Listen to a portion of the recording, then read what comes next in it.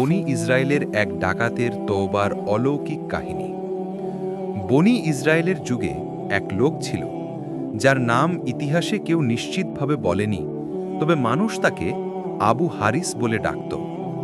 সে ছিল এক ভয়ঙ্কর ডাকাত, হত্যাকারী ও লুটেরা।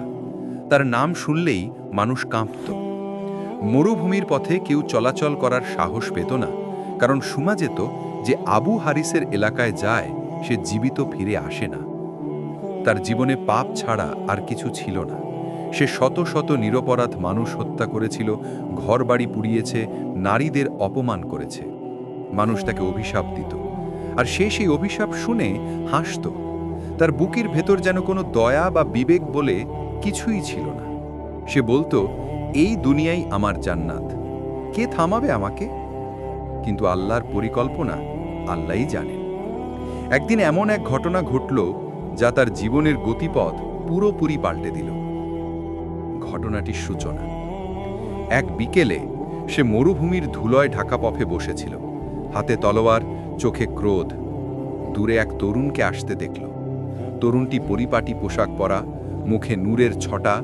তার চলার ভঙ্গি ছিল বিনয়ী কিন্তু দৃঢ়। সে একা পথ চলছিল, হাতে ছিল একখানা লাঠি আর কাঁধে একটা কাপড়ের ব্যাগ।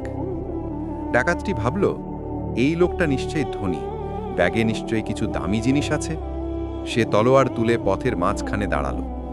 এই থাম, সব কিছু নামিয়ে রাখো, নইলে প্রাণ যাবে। তরুণটি থেমে শান্ত কণ্ঠে বলল, তুমি কে? ডাকাত গর্জে উঠল, আমি এই মরুভূমির রাজা আবু হারিস।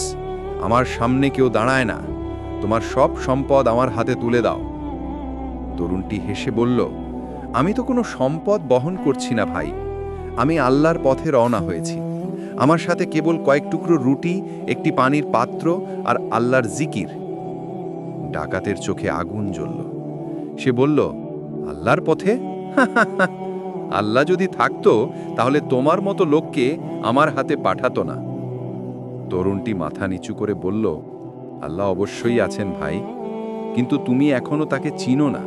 তুমি যদি তাকে একবার চিনতে তবে এমন পথে থাকতে না। ডাকাতটি হঠাৎ থমকে গেল। জীবনে প্রথম কেউ তাকে ভাই বলে ডাকল। সাধারণত মানুষ তার নাম শুনলেই ভয়ে পালাতো, কিন্তু এই তরুণের চোখে কোনো ভয় নেই, কেবল মমতা। সে বলল, তুমি জানো আমি কে? আমি শতাধিক মানুষকে হত্যা করেছি। তুমি কি আমাকে ভাই বলছো? তরুণটি কোমলভাবে উত্তর দিল, হ্যাঁ, তুমি মানুষ, তাই তুমি আমার ভাই। আল্লাহর বান্দা হিসেবে তুমি আমার ভাই। তুমি যত পাপই করো না কেন, যদি এখনই তওবা করো, আল্লাহ তোমাকে ক্ষমা করে দেবে। ডাকাত হাসল, কিন্তু সেই হাসিতে ছিল কাঁপুনি। তুমি কি মজা করছো? আমি শত শত খুন করেছি, আমার হাতে শিশু পর্যন্ত বেঁচে নেই।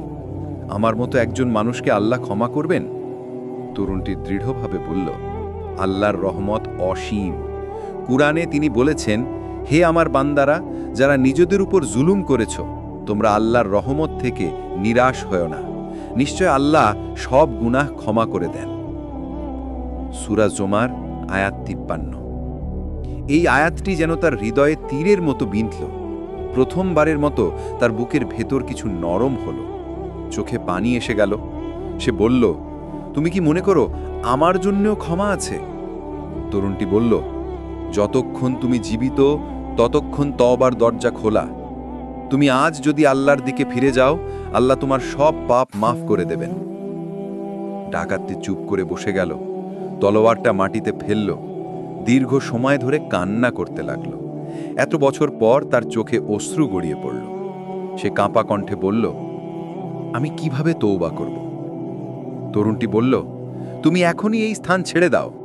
এমন জায়গায় চলে যাও যেখানে আল্লাহর বান্দারা বসবাস করে, নামাজ পড়ে, জিকির করে।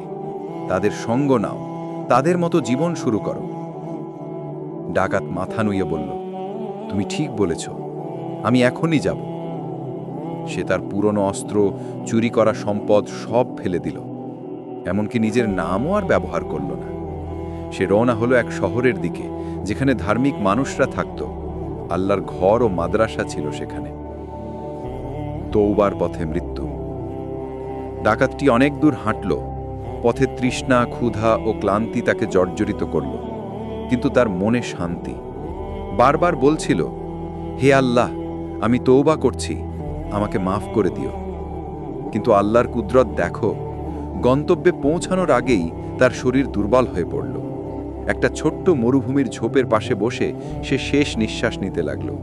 সে বলল, হে আল্লাহ, আমি পৌঁছাতে পারিনি, কিন্তু আমার মন পৌঁছে গেছে তোমার কাছে। এই কথা বলেই সে মৃত্যুবরণ করল। ফেরেশতাদের বিতর্ক। তার মৃত্যুর সঙ্গে সঙ্গে দুই প্রকার ফেরেশতা এসে উপস্থিত হল। একদল বলল, সে পাপী ডাকাত ছিল, হত্যাকারী, আল্লাহর অবাধ্য, আমরা তাকে আযাবের দিকে নিয়ে যাব। অন্য দল বলল, না, সে তওবা করেছে, সে আল্লাহর পথে ছিল, সে আল্লাহর দিকে চলার অবস্থায় মারা গেছে। দুই ফেরেশতার মধ্যে বিতর্ক হল। তখন আল্লাহ তাআলা তৃতীয় এক ফেরেশতা পাঠালেন। তোমরা উভয়ে তার অবস্থান মাপো। যদি সে পাপের শহরের কাছাকাছি থাকে তাহলে সে আযাবে যাবে, আর যদি নেককারদের শহরের কাছাকাছি থাকে তাহলে রহমত পাবে। তারা পরিমাপ করল। দেখা গেল মাত্র 1 হাত দূরত্ব বেশি নেককারদের শহরের দিকে।